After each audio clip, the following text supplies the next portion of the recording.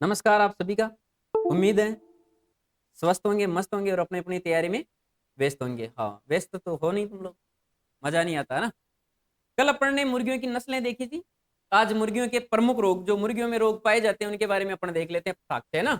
मुर्गियों के प्रमुख रोग। और जब भी अपन मुर्गियों की बात करेंगे तो सबसे पहला रोग आता है, बढ़िया वाला रोग, रानीखेत रोग।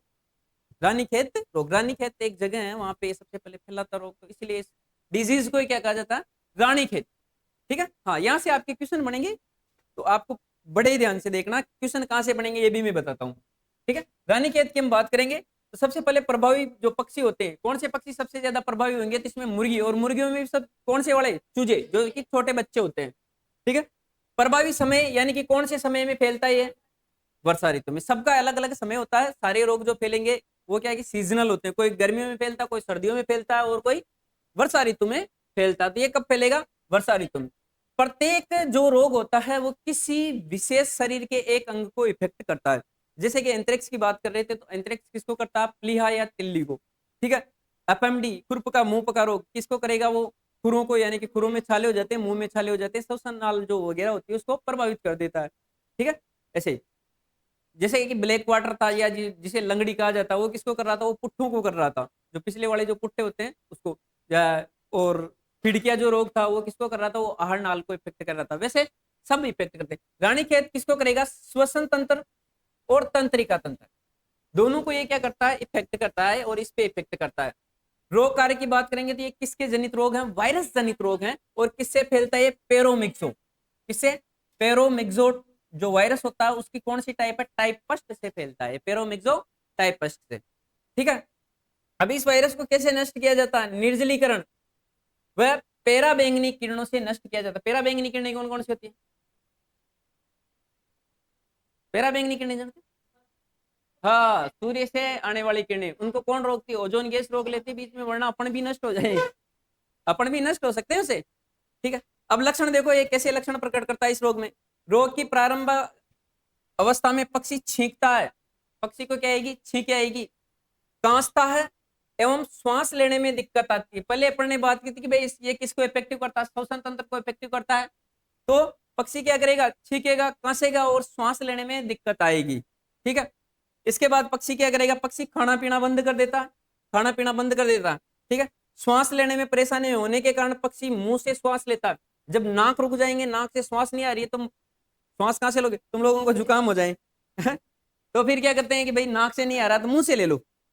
ठीक है। तो पक्षी कहां से श्वास लेने का प्रारंभ करेंगे, मुंह से। और मुंह से श्वास लेने के कारण कैसी आवाज आएगी, सीटी की आवाज आएगी, यानी कि जोर जोर से श्वास लेता है तो सीटी बजती है ना। इंसान ज्यादा जोर जोर से श्वास लेगा तो फिर खर्राटेंगे, है ना। वैसे पक्षी लेंगे तो क्या आएगी, सीटी की आवाज आती है। पक्षी क्या करते हैं, आंखें बंद करके सुस्त रहते हैं, पड़े रहते हैं, वो अपने हाल में मस्त हो जाते हैं, आंखें बंद करके सो जाओ भाई। ठीक है। पक्षियों के नाक से, नाक रुक गए हैं, दिक्कत आ रही है श्वास में, तो नाक से तरल द्रव पदार्थ बहता है, बहता ना आपके भी, कभी कभार नाक रुक जाए। ठीक है। नाक से तरल द्रव बहता हुआ, मुंह से लार एवं कफ निकलता है, अंदर श्वास नली में दिक्कत आ रही है, कफ जमा हुआ है, तो मुंह से लाड़े पड़ेगी, और साथ साथ में क्या आएगा, कफ निकलता रहता है। पक्षियों को बुखार आता है, फिर क्या जाता है, बुखार आ जाता है। पक्षियों को बहुत प्यास लगती है, बार बार प्यास लगेगी उनको, एवं पीले हरे रंग के पानी जैसा बदबूदार दस्त करता है। दस्त कैसे आएंगे, पीले या हरे रंग के मिक्स में, पीला हरे रंग के वो क्या करेंगे, दस्त करेंगे, यानी कि बीट नहीं करेंगे वहां पे, जो पीट करते हैं ना वो नहीं करेंगे, और कैसे आएंगे, दस्त करेंगे। कैसे रंग के, पीले हरे रंग के दस्त करते हैं। ठीक है। इसमें मेन चीज आप ध्यान में रखना कि भाई पक्षियों से आपको पूछा जाएगी ऐसा कौन सा रोग है जिसमें पक्षी श्वास लेते समय सीटी की आवाज करता है, रानीखेत रोग। ठीक है। और इफेक्ट किसको करता है, श्वसन तंत्र व तंत्रिका तंत्र को। ठीक है। पक्षी गर्दन को उलटकर पीठ पे रख लेता है एवं घर के कोनों में छिप जाता है, यानी कि ये एकांत जगह देखता है सबसे पहले तो, जहां पे कोई की आवाजावी नहीं हो, क्योंकि सुस्त रहता है, तो एकांत में जहां भी इसको कोना वगैरह दिखाई देता है वहां पे जाके छुप जाता है, और जो गर्दन होती है इसे कहाँ रख लेता है, अपनी पीठ पे, यानी कि गर्दन पीछे कर लेता है। अधिकतर पशु भी हमेशा ऐसे करेंगे, जब भी बीमार होंगे ना तो आगे गर्दन नहीं रखेंगे, ऐसे रख लेते हैं पीछे, है ना। पक्षी के पैरों एवं पंख में लकवा आ जाता है, यानी कि उड़ नहीं पाते, लकवा आ जाएगा। उड़ नहीं पाएंगे, पंख खुलेंगे नहीं, और पैरों में लकवा आने के कारण वो फिर चलने में भी दिक्कत आएगी। रोग बढ़ने पे कई बार क्या होता है कि रोग बढ़ने पे बिना लक्षण प्रकट किए हुए पक्षी यानी कि चूजे, छोटे चूजों में फैलता है वैसे, तो चूजे क्या करते हैं, मर जाते हैं। कई बार ज्यादा भयंकर अवस्था में आ गया तो लक्षण भी प्रकट नहीं करेंगे, जो अपन लक्षण पढ़ के आए, कोणों में छिप जाता है, सीटी जैसी आवाज आती है, नाक से तरल पदार्थ, मुंह से कप निकलेगा, ऐसा कुछ नहीं करेगा, सीधा क्या करेगा, मर जाते हैं बिना लक्षण प्रकट किए। एक और बीमारी थी आपकी पशुओं में, जिसमें भी पशु भयंकर अवस्था में बिना लक्षण प्रकट किए हुए मर जाते थे, बताओ, फिड़किया। फिड़किया भी क्या कि आहार नाल को वो क्या कि आप टूट की तरह खा लेते थे, बिना लक्षण प्रकट किए हुए मर जाते थे। रोकथाम देखो कैसे रोकेंगे, बीमार पक्षियों का कत्लेआम कर दिया जाता है, क्योंकि वायरस से जनित बीमारी है। इसमें क्या करते हैं कि जो पक्षी बीमार हो गए, जो चूजे बीमार हो गए, पूरे फार्म को क्या करते हैं, पेट्रोल छिड़क के आग लगा दी जाती है। आग से तो वायरस खत्म होंगे, अगर नहीं तो फिर ये क्या करेंगे कि दूसरे में भी फैलेंगे। इसलिए सबसे पहले तो बीमार पक्षियों का क्या कर देते हैं, कत्लेआम मार दिया जाता है, सबको खत्म, ठीक है। इसके अलावा अपन क्या कर सकते हैं, चूजों को प्रथम दिन स्ट्रेन एफ वैक्सीन दी जाती है, पहले ही दिन, जैसे चूजा पैदा हुआ, एक दिन का बच्चा है, उस दिन कौन सी वैक्सीन दी जाएगी, स्ट्रेन एफ वैक्सीन दी जाती है। कैसे दी जाती है, पक्षी की नाक के अंदर एक एक बूंद डालते हैं। अब इंजेक्शन तो क्या लगेंगे पहले दिन के बच्चे, उनको पकड़ेंगे, नाक के अंदर एक बूंद डाल देते हैं, इसकी स्ट्रेन एफ वैक्सीन की। देखो अभी टीके बता रहे हैं, टीकों का प्रतिरक्षा समय कितने दिन का होता है, 15 सप्ताह का। कितने दिनों का, 15 सप्ताह, यानी कि 15 सप्ताह के बाद वापस लगाया जाएगा।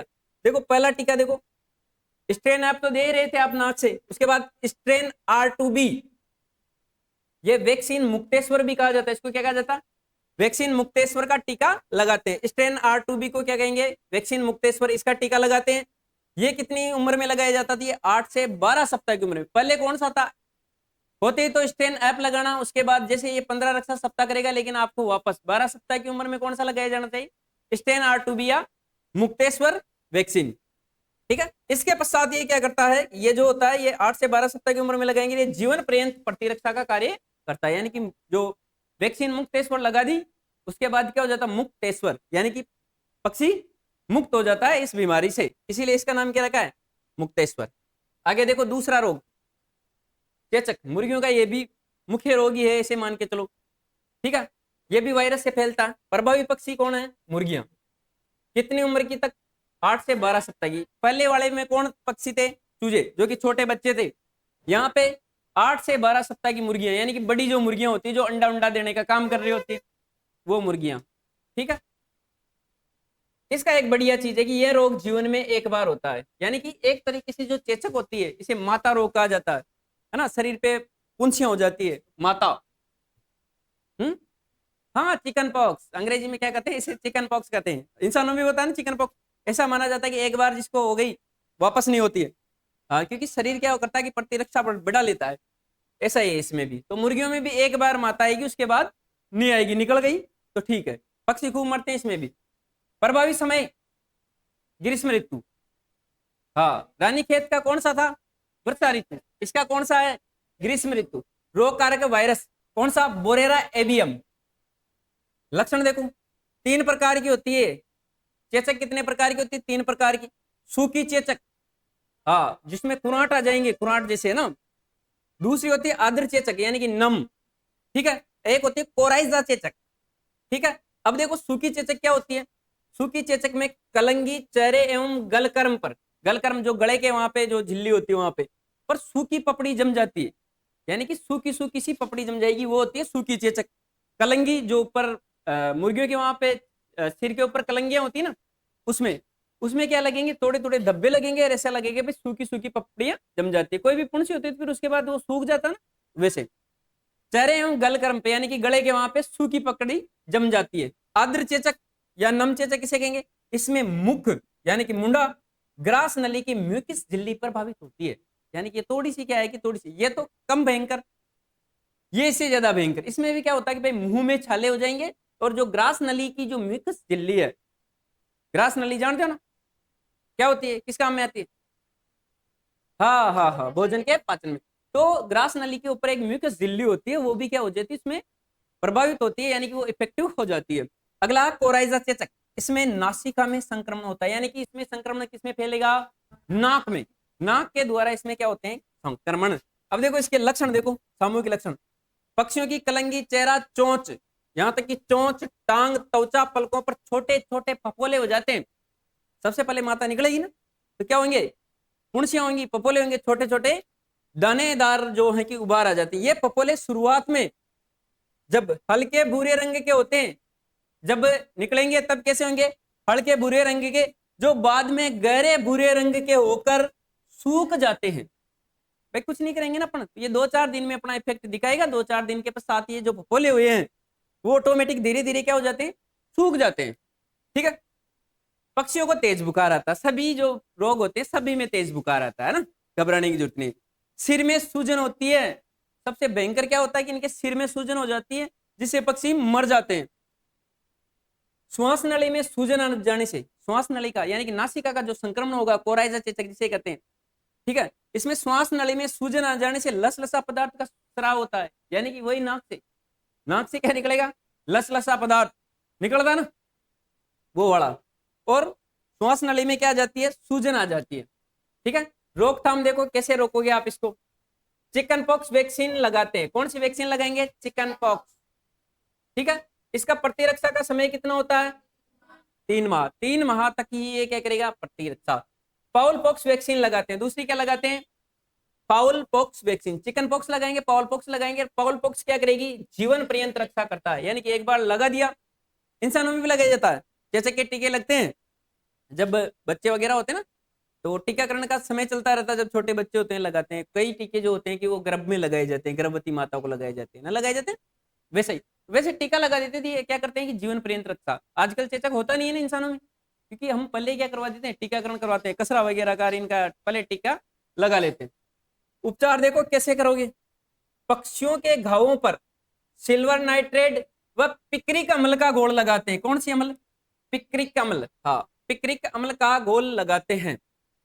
दूसरा क्या करते हैं, कार्बोलिक वेसलिन, हाँ जो आगे हैं, जो सूख गए हैं जो घाव, वो जो फफोले हुए थे, उन्हें हटाने के लिए अपन क्या करते हैं, कार्बोलिक वेसलिन लगाते हैं। वेसलिन से क्या होता है कि भाई जो जो घाव ये हैं, जो छाले थे, फफोले थे, वो क्या करेंगे कि जो झिल्ली उनके ऊपर सूख गई है वो थोड़ी सी नम होगी और उतर जाएगी। वेसलिन से लगाते हो तुम लोग भी वेसलिन, ऐसा कभी कभार वेसलिन लगाते हैं, लेकिन आंख एवं मुंह पर इसका प्रयोग नहीं करते। बाकी सभी जगह तो अपन क्या करेंगे, वेसलिन लगाएंगे, कार्बोलिक वैक्सीन, कार्बोलिक, लेकिन आंख और मुंह पे क्या नहीं करेंगे, वेसलिन नहीं लगाएंगे। वेसलिन के स्थान पे यहाँ पे क्या लगाएंगे, ग्लिसरीन, क्योंकि मुंह खराब हो सकता है ना, इसीलिए वहां पे क्या लगाया जाएगा, ग्लिसरीन लगाया जाता है। ग्लिसरीन बहुत बढ़िया उत्पाद है ना, ऐसे एडियां वेडियां फट जाती है तब भी ग्लिसरीन लगाया जाता है, वही वाला। तो सूखे को ये क्या कर देता है, दूर कर देता है। ये इनके उपचार, इससे क्या है कि थोड़ी सी राहत मिलेगी पक्षी को।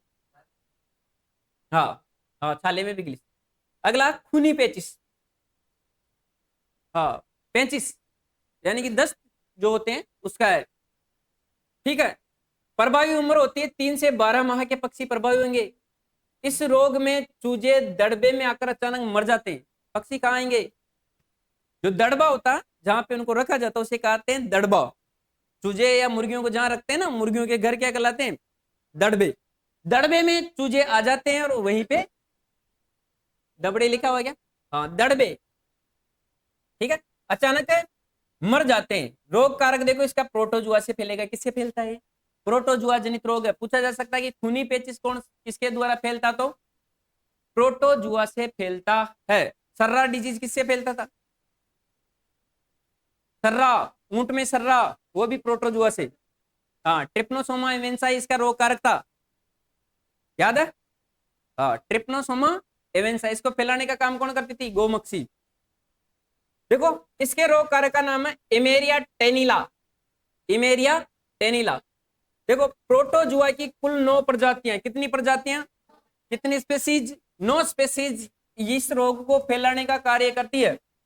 ठीक है, 9 प्रजातियां फैलाएगी, उसमें से कौन सा फैला रही है, इमेरिया टेनिला। बहुत सारी प्रजातियां हैं, 9 प्रजातियां, उसमें से मुख्यतः कौन सी, इमेरिया टेनिला। आपको क्या पता रखना, इमेरिया टेनिला ध्यान में रखना। लक्षण देखो इसके, पक्षी खूनी दस्त करते हैं, नाम से पता चल रहा खूनी पेचिस। दस्त में के साथ क्या आएंगे, खून, कभी कभी भूरे पीले रंग का दरू बाहर निकलता है, बस। कौन से रंग का, भूरे पीले रंग का। लेकिन पक्षी क्या करेंगे, खूनी दस्त, दस्त के साथ जो कर रहे हैं उसके साथ खून आएगा, पक्षी खाना पीना बंद कर देते हैं, आम बात है, सभी रोग में करते हैं। अब देखो खून निकल रहा है दस्तों के साथ, तो क्या आएगी, खून की कमी से पैर एवं शरीर पीले पड़ जाते हैं। खून निकलेगा तो शरीर कैसा पड़ेगा, पीला पड़ जाता। जब भी हीमोग्लोबिन कम होते हैं तो शरीर का रंग कैसा पड़ जाता है, पीला पीला सा हो जाता है, क्योंकि अपन जितने इतने तंदुरुस्त दिख रहे हैं किसके कारण, खून के कारण। अगर हीमोग्लोबिन या खून कम हुआ तो आप भी कैसे हो जाओगे, पीले।